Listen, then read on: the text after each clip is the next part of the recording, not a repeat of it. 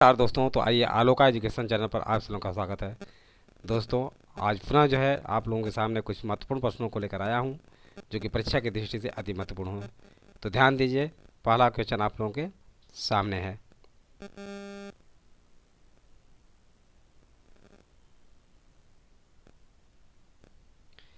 भारत में अरबों के आक्रमण के समय पल्लव वंश का शासक कौन था?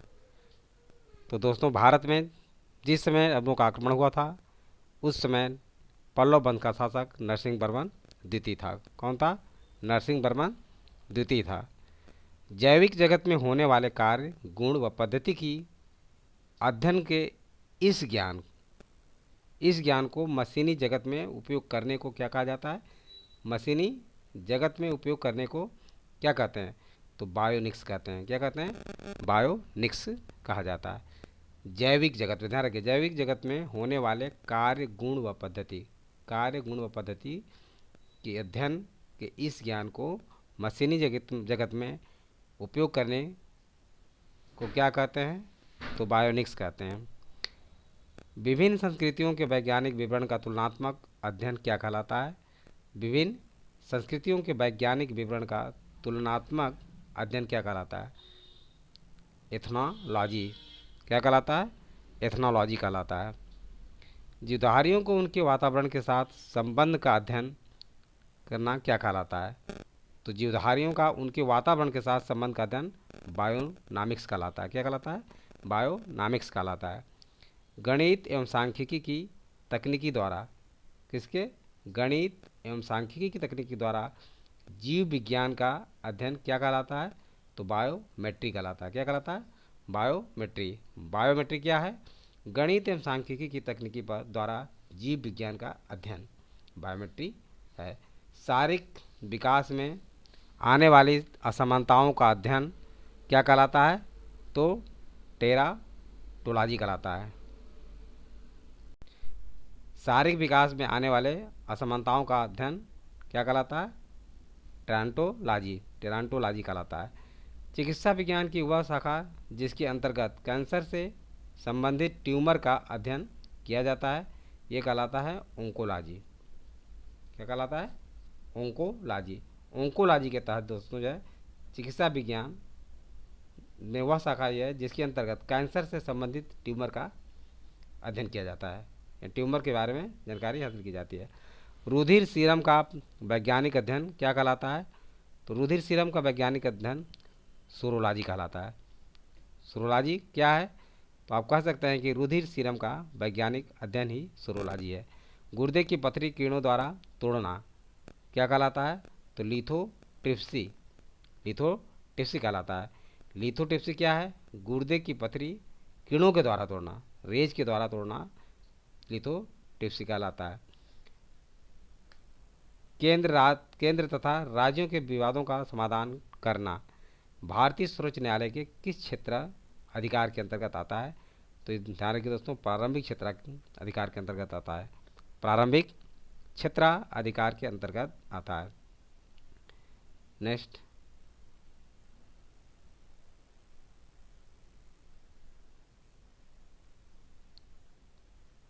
भारत सरकार में मंत्री बनने से पूर्व किसी व्यक्ति को अनिवार्य रूप से किसका सदस्य होना चाहिए? तो ध्यान रखिए दोस्तों, राज्यसभा एवं लोकसभा दोनों में से किसी का भी, राज्यसभा एवं लोकसभा दोनों में से किसी का भी होना चाहिए। यदि राज्यसभा एवं लोकसभा दोनों में से किसी का सदस्य नहीं है तो 6 महीना के बाद उसे अपने पद से इस्तीफा देना होगा, और 6 महीने के बाद उसे पुनः जो है निर्वाचन या चुनाव करा लेना चाहिए। राष्ट्रपति केंद्र और राज्य के बीच सामूहिक महत्व के विषयों की जांच के लिए अंतर्राज्यीय परिषद का गठन करता है।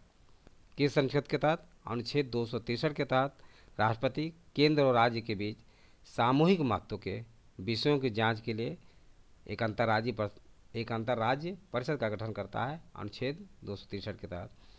अनुच्छेद 280 के तहत राष्ट्रपति द्वारा प्रत्येक 5 वर्ष की समाप्ति पर वित्त आयोग का गठन किया जाता है।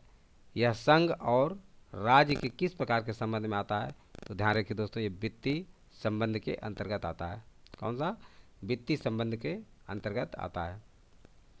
किस अनुच्छेद के तहत आपातकाल के दौरान राज्य सूची के किसी विषय पर विधि निर्माण की संसद को शक्ति प्राप्त है? तो अनुच्छेद 250 के तहत आपातकाल के दौरान राज्य सूची के किसी विषय पर विधि निर्माण की शक्ति संसद को प्राप्त है या केंद्र को प्राप्त है। यह अनुच्छेद कौन सा है? 250 है। नेक्स्ट देखिए, हाँ ध्यान दीजिए दोस्तों। नेक्स्ट क्वेश्चन है, भारत का संविधान आसपास प्रेस की आज़ादी की व्यवस्था नहीं करता है। आसपास प्रेस की आज़ादी की व्यवस्था नहीं करता है, किंतु यह आज़ादी अंतर्निहित है किसमें? अनुच्छेद 19(1) के तहत। अनुच्छेद 19(1) क के तहत जो है प्रेस की आज़ादी की व्यवस्था तो नहीं है, लेकिन इसमें व्यवस्था करता है। अनुच्छेद 19(1) क के तहत जो है यह आज़ादी अंतर्निहित है। भारत में प्रथम बैंक की स्थापना 1806 ईस्वी में किस बैंक के नाम से हुई थी? तो बैंक ऑफ बंगाल के नाम से हुई थी। किसके नाम से? बैंक ऑफ बंगाल के नाम से हुई थी। किस समिति के सिफारिश पर 1 अप्रैल 1935 को भारतीय रिजर्व बैंक की स्थापना की गई थी? तो हिल्टन यंग समिति के सिफारिश पर इसका राष्ट्रीयकरण किया गया था। 1 जनवरी 1949 ईस्वी को किया गया था। हिल्टन यंग समिति के सिफारिश पर 1 अप्रैल 1935 को भारतीय यानी आरबीआई की स्थापना की गई थी और इसका राष्ट्रीयकरण 1 जनवरी 1949 को किया गया। वर्ष 1995-96 में स्थापित ग्रामीण अवस्थापना विकास कोष का हिसाब रखता है राष्ट्रीय कृषि एवं ग्रामीण विकास बैंक का। राष्ट्रीय कृषि एवं ग्रामीण विकास बैंक।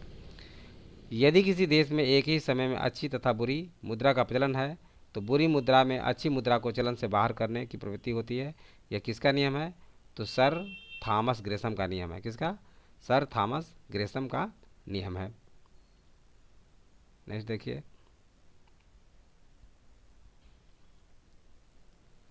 कृत्रिम मुद्रा किसे कहते हैं?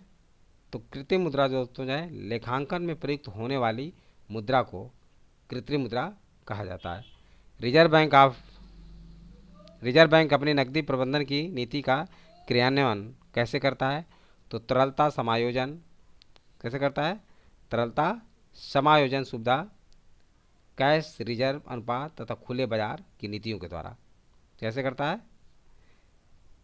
तरलता समायोजन सुविधा, कैश रिजर्व अनुपात तथा खुले बाजार की नीतियों द्वारा करता है। तो ये सारी बातें आप लोग समझ में आ गया होगा। यदि वीडियो अच्छा लगा हो तो इसे सब्सक्राइब और लाइक अवश्य करें तथा अपने सगे समझे दोस्तों के साथ करना ना भूलें। थैंक यू दोस्त, नेक्स्ट वीडियो में मिलेंगे।